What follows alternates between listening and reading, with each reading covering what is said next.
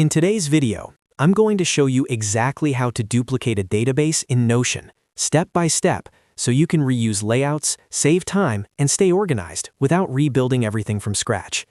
This is perfect if you're working with project trackers, content calendars, CRMs, or any kind of structured database in Notion. Duplicating databases is one of those small features that can massively improve your workflow once you know where to click. If you find this helpful, make sure to hit the like button and subscribe to the channel for more simple and practical Notion tutorials. Alright, let's jump right in. First, open Notion and navigate to the database you want to duplicate. This can be a full-page database or an inline database inside another page. Make sure you're viewing the actual database, not just a linked view, because the duplication options are tied to the database itself. Once you're on the database page, take a look at the top right corner of the database. You'll see the three-dot menu, sometimes called the More Options menu.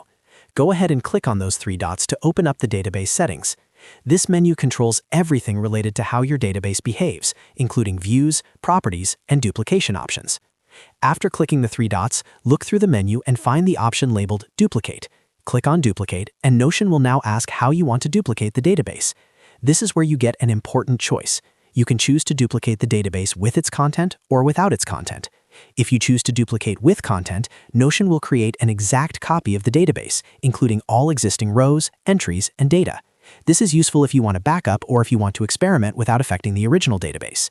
If you choose to duplicate without content, Notion will copy only the structure of the database. That means you'll keep all the properties, columns, views, and layouts, but none of the existing data. This is perfect for templates or reusable systems where you want a clean slate. Once you select your preferred option, Notion will instantly create the duplicated database. You'll usually find it in the same workspace or location as the original, and from there you can rename it, move it to another page, or customize it however you like.